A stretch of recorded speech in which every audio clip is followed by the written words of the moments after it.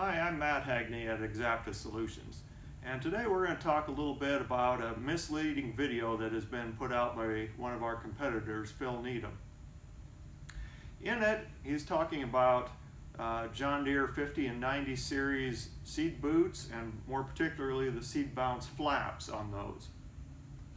He's comparing our Ninja flap to his Bonilla flap, which is now blue, versus the OEM John Deere flap. Well, he gets a few of the basics right.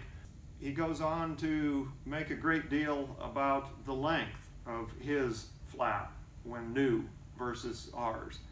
Really, this is not that much of an advantage.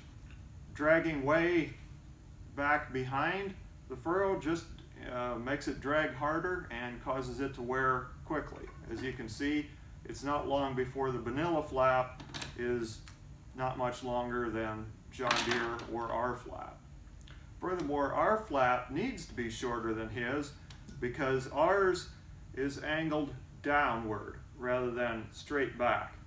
So we only want ours lightly tickling the bottom of the furrow, and even as it's doing that, it's still completely covering this gap and deflecting more seeds down into the furrow. He also goes into a lengthy discussion of the durometer of the various seed flaps. We're left wondering why this might be important. We can only guess that he's implying that a lower durometer reading results in a seed flap that wears out faster.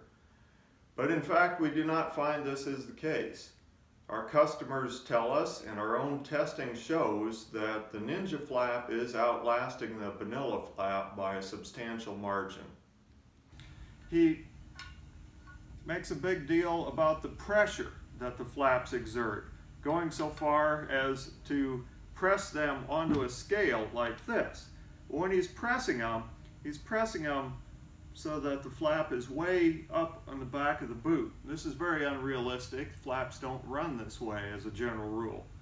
If they're going to close this gap at the back of the boot, they need to be running like this. Again, we really don't care that the flap has pressure on it. The seed lock wheel is what's doing the seed firming. All you're doing by dragging it harder against the bottom of the furrow is you're causing it to wear out faster. He shows video of seeds escaping from the gap with our Ninja flap. But hold on, his tab creates an even bigger gap if ran in the same conditions. When he shows his tab in action, the opener is set deep and there's a big wall of straw helping keep seeds in the furrow. When he shows our Ninja flap, it's in a dry, barren soil and with the opener perhaps running shallower. Maybe not intentionally, but if it didn't have enough pressure, it would be running shallower. Without the wall of residue in that barren, dry soil, our flap appears to allow more seeds to escape. But if his tab had been running in the same conditions, it would have allowed far more seeds to escape. Look here at the position of his tab and how much gap there'd be if the boot were slightly above the soil line and without any residue. Note also that the camera angles are not the same between the two shots. When we try to recreate what he purports to be a common occurrence with our Ninja, we find nothing alarming at all. Our Ninja stays down rather well, and the triangular gap is much smaller than with the competitor flap or his tab. Ours are flexible, which is a beneficial attribute. Ours will never break because of this flexibility, and they spring right back into shape.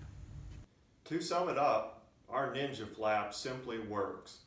Unlike the Bonilla flap, which leaves a gap all the time, the Ninja flap almost never leaves a gap.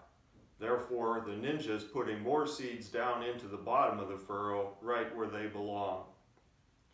Also, the Ninja flap has an extremely long wear life and will never break off.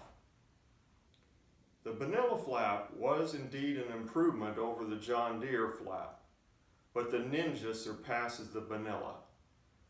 If ever we have a product that is not the top of its category and a great value, we'll redesign it or take it off the market, because that's the kind of guy I am.